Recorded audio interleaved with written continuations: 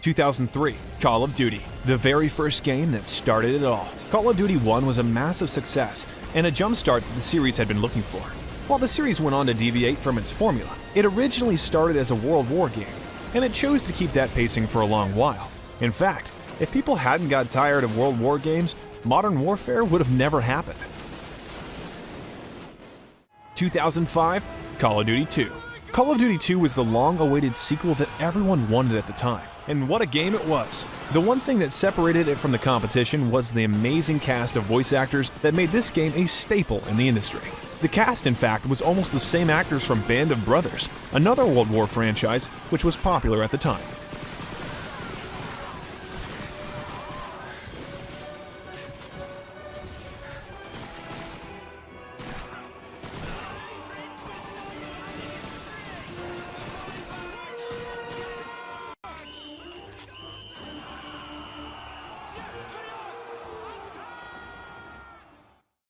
In 2006, Call of Duty 3. Call of Duty 3 was one of the most fantastic additions to the franchise, and the fact that it was made only in 3 months is a testament to Treyarch's ability as game developers. However, when it came to publishing the game, Activision did make a very weird creative decision. Call of Duty 3 was released in France as Call of Duty 3 En Marche vers Paris, which translates to On the Way to Paris.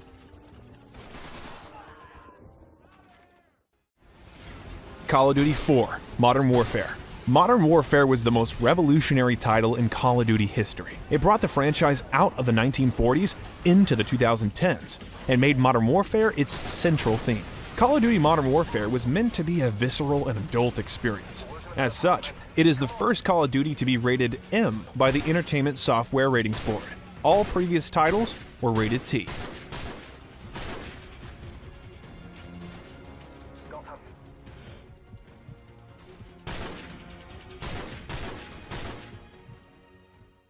Call of Duty World at War was a return to the World War era, and it brings a couple of references with it. This game features references to some famous fictional film privates. In the opening mission, you see Private Pyle, who is a main character in Full Metal Jacket, 1987.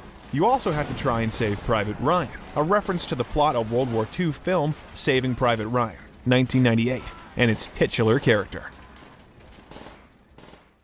2009, Call of Duty Modern Warfare 2.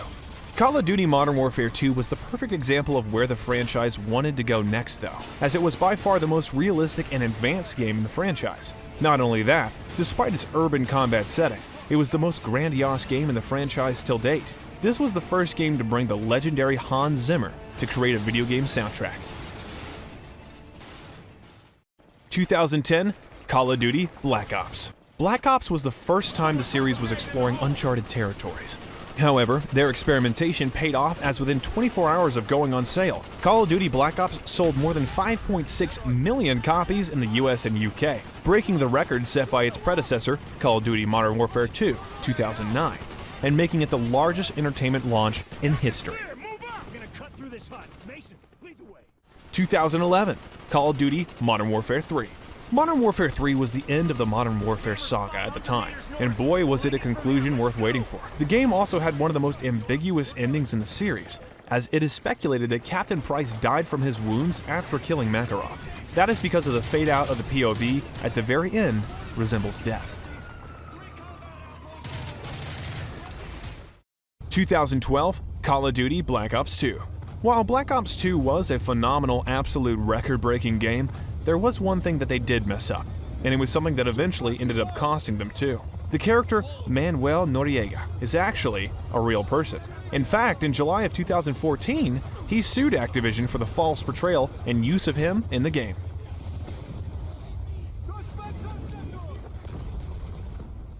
2013, Call of Duty Ghosts.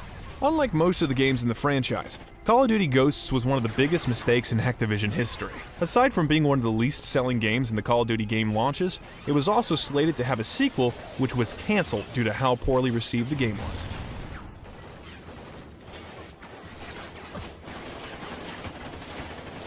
In 2014, Call of Duty Advanced Warfare. Most of the time, video games hire popular actors for their faces and then get a voice actor to do the work for the game. However, Advanced Warfare took the heavy route. Almost every single-player character's physical appearance is based on their real-life voice actor, making it some of the most authentic acting in gaming. –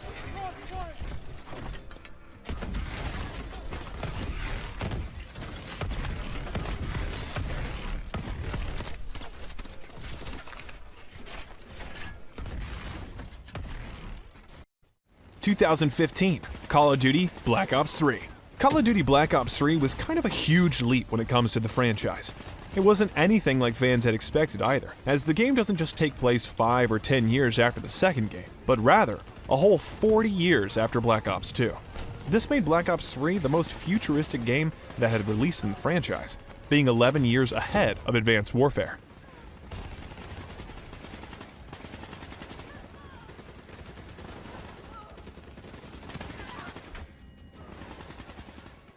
2016, Call of Duty Infinite Warfare.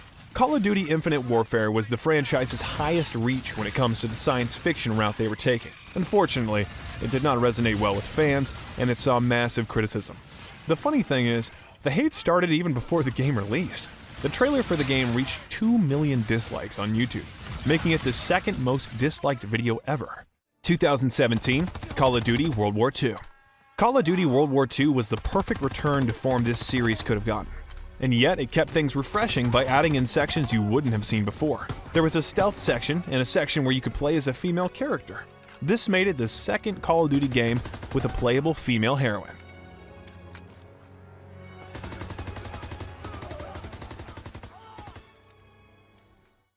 2018, Call of Duty Black Ops 4. Call of Duty Black Ops 4 was a weird one, and honestly one of the most unlikely things to ever happen to the franchise. First off, this was the very first game featuring a Battle Royale mode in Call of Duty history. Along with that, this was also the first Call of Duty game to not feature a single-player campaign, missing out on the massive audience which bought these games for their blockbuster stories. 2019, Call of Duty Mobile. Aside from being the first fully fledged Call of Duty game to ever release on the mobile platforms, Call of Duty Mobile was also one of the games that became a huge esports scene in the mobile gaming community. The game is still alive to this day and has a massive player base almost at the same level of games such as Free Fire and PUBG Mobile. If you're a fan of Call of Duty, Modern Warfare 2019 was probably a breath of fresh air that you desperately wanted. It's a soft reboot of the game, and it was confirmed at the very end of the game at the moment when Price decides to dub his private unit as Task Force 141. This was the name of the main task force led by Captain Price in the original Modern Warfare trilogy, from 2007 to 2011. 2020, Call of Duty Warzone. While at launch it definitely felt like Infinity Ward and Raven Software just decided to scrape together a battle royale because it was popular at the time, the development of Warzone started in 2017 under the name Magma, after Infinity Ward and Raven Software witnessed the rise in popularity of PlayerUnknown's Battlegrounds. The mode was originally set in Kabul, Afghanistan, before the studios settled with Verdansk.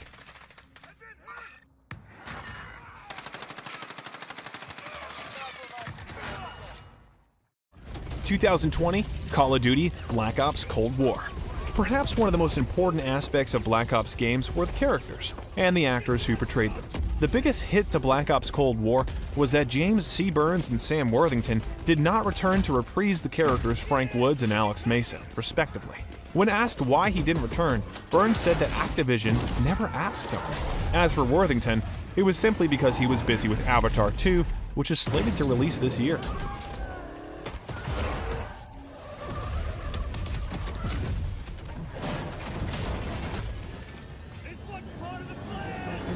2021, Call of Duty Vanguard. Call of Duty Vanguard is the latest installment in the franchise, and while it did see decent success, it is considered mainly a failure compared to games such as Modern Warfare 2019. However, it doesn't fail in keeping up the continuity of the Call of Duty franchise. In the mission Numa Numa Trail, you are rescued by the 93rd Infantry Division. One of the troops in the 93rd is named Lewis Howard. Lewis's brother, Major Howard, is in Call of Duty World War II. Lewis says a line of dialogue confirming this.